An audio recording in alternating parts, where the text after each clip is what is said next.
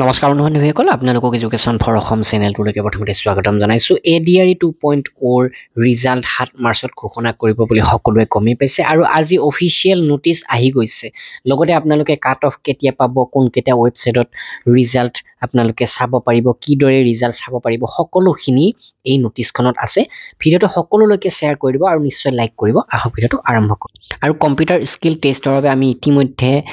কিছুমান মেটেৰিয়েল প্ৰস্তুত কৰিছো য'ত আপোনালোকে 50টা প্ৰেক্টিছ কুৱেশ্যন 85টাতকৈ অধিক এক্সেল ফৰ্মুলাৰ সলিউশন 3খন বিশেষ গাইডবুক আৰু পূৰ্বৰ 12খনকৈ কম্পিউটাৰ প্ৰেক্টিকেল টেষ্টৰ পেপাৰ লাভ কৰিব এইখিনি পাবৰ বাবে আপোনালোকে আমাক হোৱাটছআপ কৰিব লাগিব ডেসক্ৰিপচনত হোৱাটছআপ নম্বৰ দি দিছো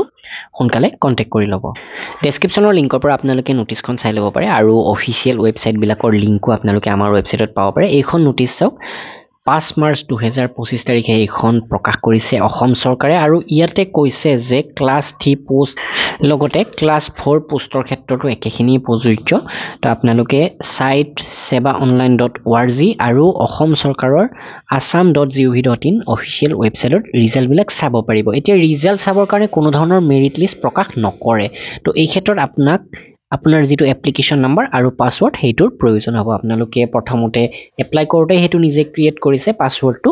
তাৰ পিছতো এডমিট ডাউনলোড কৰোতে এইদৰে কৰিছে তো হেইদৰে আপোনালোকে লগইন কৰি আপুনি নেক্সট লেভেলৰ বাবে কোৱালিফাই হৈছে নে নাই হেইটো গম পাব আৰু